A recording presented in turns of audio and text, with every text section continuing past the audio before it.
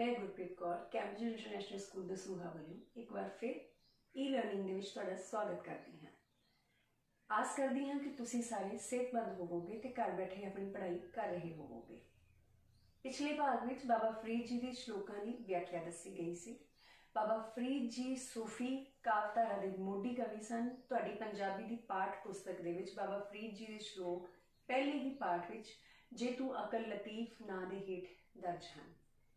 हुण उस उन्हां श्लोकां दे आधार ते तुहानूं एक एक नंबर वाले प्रश्न भी करन नूं दिते गए सन, जिन्हां दे उत्तर अज सांझे कीते जाणगे।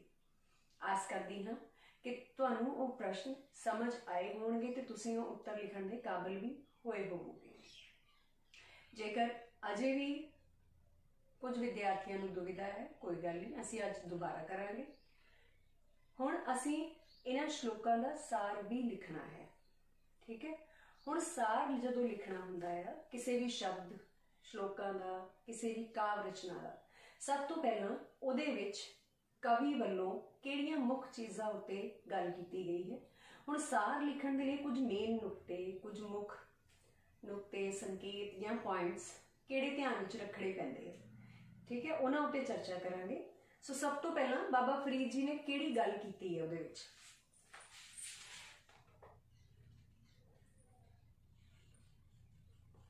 मनुखी शरीर दी नाशवानता।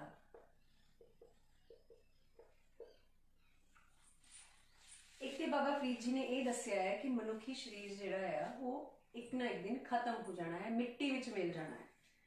ते सानू सारियां नू की करना चाहिए है फिर, जे इस शरीर ने खत्म ही हो जाना है। तो बाबा फरीद जी ने एक होर गल दे उत्ते जोर दिता है। वो किहड़ी गल है? समा रहिंदिआं परमात्मा की बंदगी करना।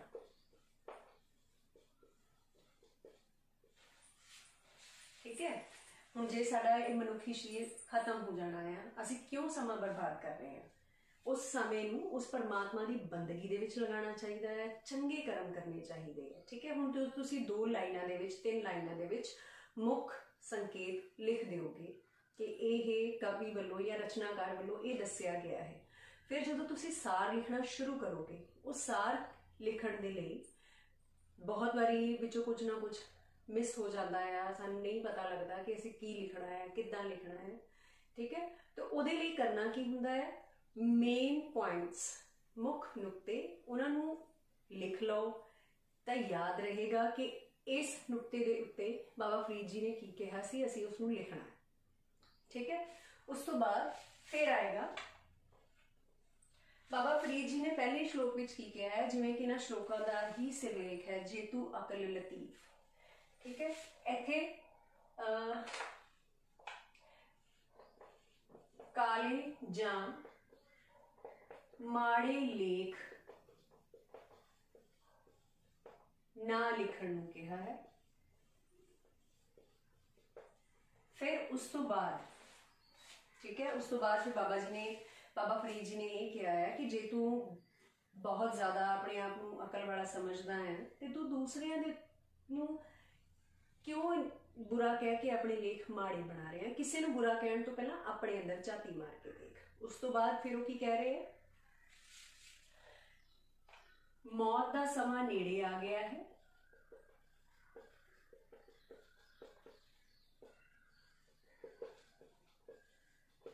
ते जन्म का समा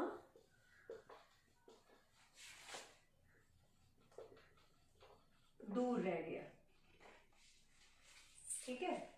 भाव उम्र बिता ली है, दाढ़ी चिट्टी हो गई है, इसका भाव कि हुण मौत का समा नेड़े आ गया है ते सानू हुण जिन्नी साडी उम्र बची है हुण उसे वेले ही घट्टो घट रब का नाम जप लेना चाहिए है। उस तो बाद फिर बाबा जी की कह रहे हैं, रब की प्राप्ति लई जंगलों विच नहीं जाना, ठीक है। वो की कहते हैं कि तू जंगलों के विच क्यों घूम रहा है? जंगलों के विच घूम के सगों तू जंगलों के विच उगी हुई बनस्पति नूं खराब कर रहे हैं।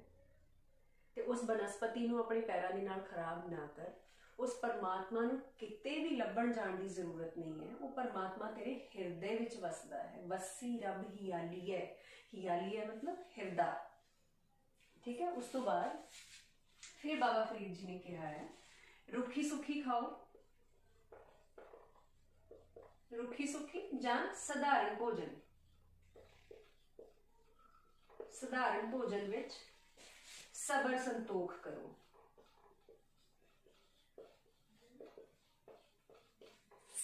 जो भी परमात्मा ने सानू दिता है सानू उहदे विच संतुष्ट रहना चाहिए है। उस परमात्मा का शुकराना करना चाहिए है कि जो भी उसने सानू दिता है बहुत बहुत असीं उहदे धन्नवादी हाँ।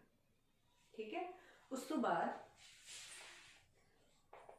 फिर बाबा फरीद जी की गल करते हैं।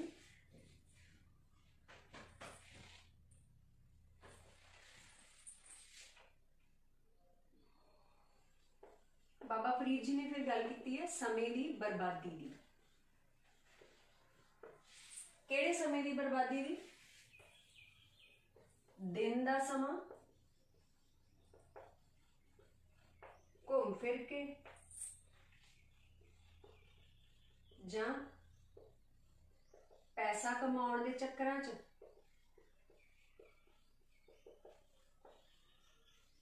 ते रात का समा सौ के। बाबा जी हुण इत्थे ये कह रहे हैं कि मनुख ने दिन का समा घूम फिर के खा पी के पैसे के चक्कर में इधर उधर दौड़ के बतीत कर लिया। उहदे दिमाग दे विच सिर्फ ते सिर्फ पैसा कमाउण दी होड़ सी, घूमण फिरन दी लालसा सी, जो भी सी। फिर रात नूं वो सौ गया। उसने रब दा नाम किहड़े वेले जपिया? ठीक है।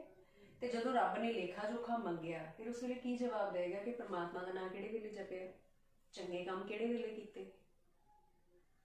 ते उस इंसान नूं समा रहिंदिआं ये काम कर लेने चाहिए हैं। उस तो बाद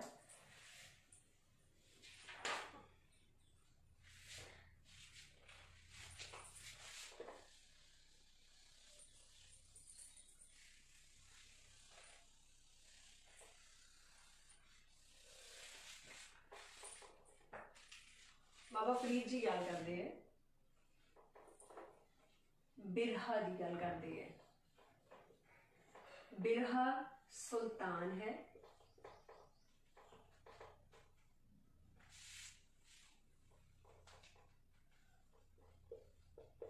परमात्मा नू मिलण दी लगन ना रखण वाली आत्मा शमशान जां मुर्दे समान है।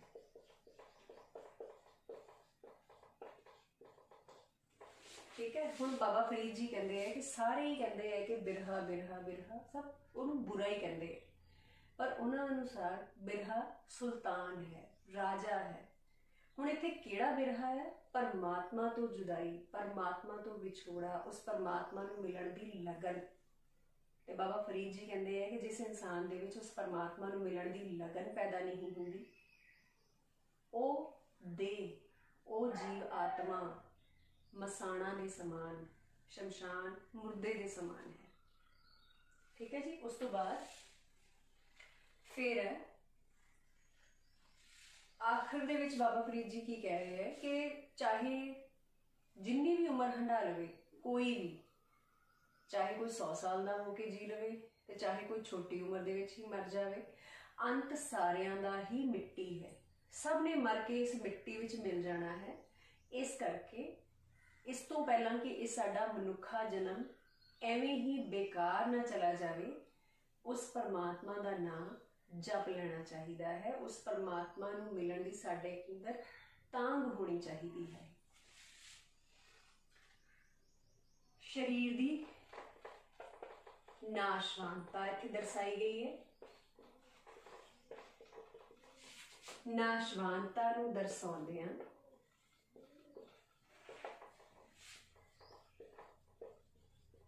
परमात्मा दी ਬੰਦਗੀ ਕਰਨ ਲਈ ਕਿਹਾ ਹੈ।